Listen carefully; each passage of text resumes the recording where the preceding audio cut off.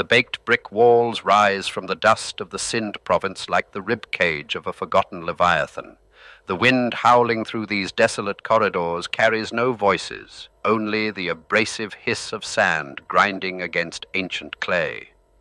This is Mohenjo-Daro, a sprawling labyrinth of silence that defies the modern imagination. Here, beneath the blistering sun of southern Pakistan, the earth conceals a tragedy that has haunted historians for a century. In the narrow alleys between the ruined houses, shadows stretch long and heavy. When the first spades pierced this soil in the 1920s, the earth yielded something far more unsettling than shattered pottery or lost gold. Buried just beneath the surface, intertwined in the dirt, lay the remains of dozens of individuals. They were sprawled in the streets, holding hands, seemingly frozen in a single moment of absolute terror. The bones lay exactly where they fell, unburied and unmourned. A child clinging to an adult, a group huddled near a public well. The sheer suddenness of their posture suggested an apocalypse that arrived without warning, sweeping through the city and stopping the clocks of thousands of lives in a heartbeat. It was a tableau of dread that instantly captured the world's attention, demanding an explanation for the slaughter. To understand the magnitude of this frozen nightmare, one must understand the world these people inhabited. The Indus Valley civilization was a titan of antiquity, a vast cultural network that dwarfed its contemporaries in Egypt and Mesopotamia. Yet, unlike those empires of god-kings and monumental warfare, this society left behind no towering temples dedicated to war, no murals of subjugated captives, and no massive arsenals of bronze weapons. Mohenjo-Daro was a marvel of Bronze Age urban planning, a metropolis built on a precise grid system long before the concept existed in the West. Its citizens enjoyed covered drainage, multi-story brick homes, and standardized weights and measures. It was a society that seemingly prioritized commerce, hygiene, and order above military might. The streets were designed to catch the prevailing winds, acting as a natural air conditioning system. Walking through the remnants of the Great Bath, one can almost hear the splash of water and the hum of a thriving populace. The bricks are tightly fitted, waterproofed with natural tar, reflecting an obsession with cleanliness and ritual purity. This was not a primitive settlement struggling against the elements, but a confident, prosperous city operating at the peak of human ingenuity. How does a civilization of such profound sophistication, one that mastered the chaotic floodwaters of the Indus River, simply vanish into the earth? The juxtaposition of their advanced, peaceful lifestyle against the chaotic, violent sprawl of the skeletons created a profound cognitive dissonance for early investigators. The stones of the city whispered of harmony, but the bones screamed of a brutal, unmitigated slaughter. Enter Sir Mortimer Wheeler, a giant of 20th century archaeology who arrived at the site with a military background and a penchant for dramatic narratives. Examining the 1920s excavations, he looked at the unburied remains and the lack of defensive fortifications. Wheeler synthesized these clues into a terrifying, cohesive theory that would dominate historical thought for decades. He declared that Mohenjo-Daro had been violently sacked by invading nomadic tribes. Wheeler pointed to ancient Vedic texts describing the destruction of walled cities by a warrior god, linking mythology to the shattered skulls found in the dust. The narrative was irresistibly cinematic. A peaceful, utopian society, utterly defenseless, cut down in the streets by heavily armed conquerors riding swift chariots. The skeletons became the ultimate proof of a sudden, catastrophic invasion that wiped the Indus Valley civilization from the map. For years, this massacre theory was taught as absolute fact in classrooms around the globe.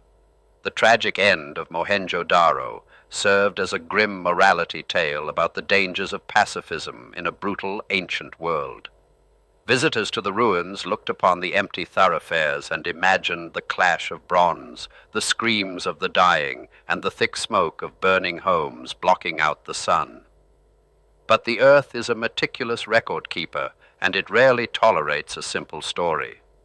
As the decades passed, a new generation of scientists returned to the sun-baked bricks of the Sindh province.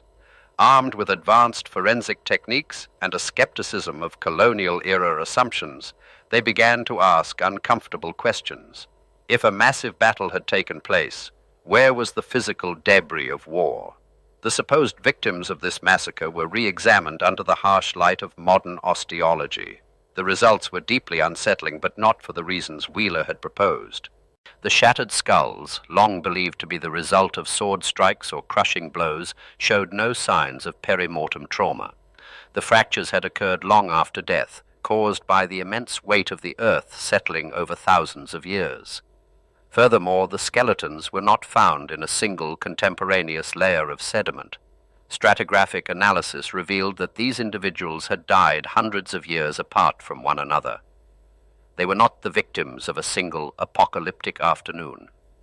Instead, they were hasty, informal burials, placed into the ruins of abandoned buildings and disused streets long after the city's golden age had already passed into memory. The phantom invaders vanished like a mirage. There were no burned strata indicating a city-wide fire. There were no caches of weapons left behind by a conquering army. The massacre of Mohenjo-Daro was a fiction, a projection of modern anxieties onto the silent canvas of antiquity, yet dismantling the myth only deepened the mystery. If they were not slaughtered, why was this magnificent metropolis abandoned? To find the real killer, investigators had to look beyond the city walls, out toward the vast, unforgiving landscape. The Indus Valley civilization was built upon a delicate ecological balance. Their wealth, their agriculture, and their very survival depended entirely on the predictable rhythms of the monsoon and the steady flow of the mighty river systems.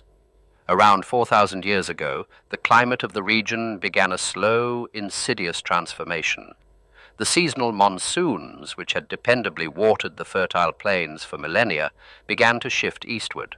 The rains grew erratic, then dangerously scarce.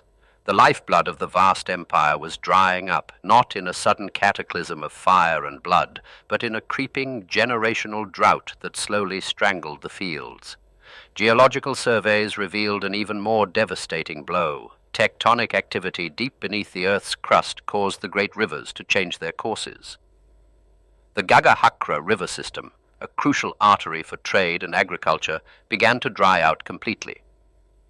Mohenjo-Daro, once a bustling port city connected to a vast fluvial network, found itself increasingly isolated in a desiccated landscape. The evidence of this slow strangulation is written into the later phases of the city's architecture. The once immaculate urban planning began to break down. Grand public buildings were subdivided into cramped, poorly constructed tenements. The city's famous drainage system, once meticulously maintained, choked with debris and overflowed into the streets. The rigid order of the society was fracturing under the weight of starvation and disease.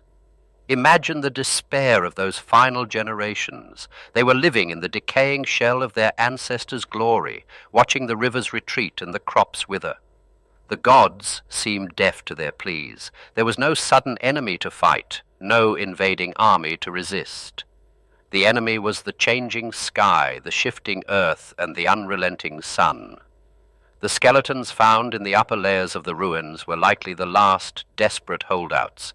They were individuals who succumbed to disease, malnutrition, or the breakdown of social order, buried hastily by survivors who lacked the resources for traditional rites.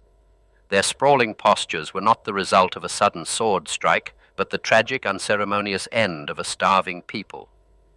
The decline of Mohenjo-Daro was not a singular event, but a painful, centuries-long unraveling of a complex society.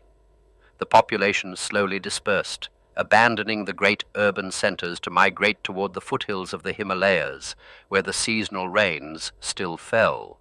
They left behind their grand brick houses, their sophisticated waits, and their enigmatic script, carrying only what they could survive with on the arduous journey.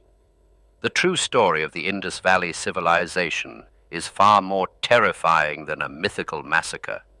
It is a stark reminder of humanity's profound vulnerability to the whims of the natural world. No amount of engineering brilliance, no perfectly aligned grid of streets, and no waterproofed masonry could save them when the climate turned against them. Today, the ruins of Mohenjo-Daro face a new existential threat. The very earth that preserved the city for millennia is now destroying it.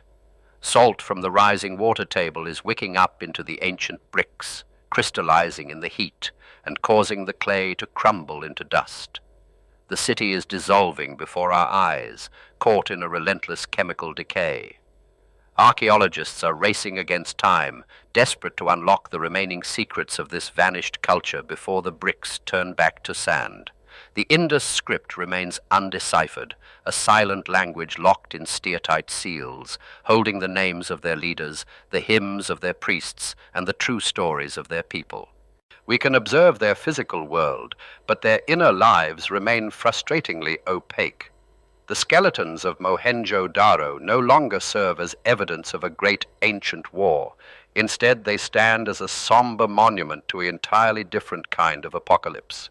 They are the lingering echoes of a society that achieved greatness, lived in relative peace for centuries, and was ultimately erased by the slow, indifferent, and unstoppable forces of the natural world. As the desert wind continues to scour the silent streets, the baked bricks hold their secrets close. The mystery of the sudden massacre has been solved, replaced by the chilling reality of environmental collapse. Mohenjo-Daro remains a mirror reflecting our own fragile existence, whispering a warning across 4,000 years of silence, waiting for anyone willing to listen to the dust.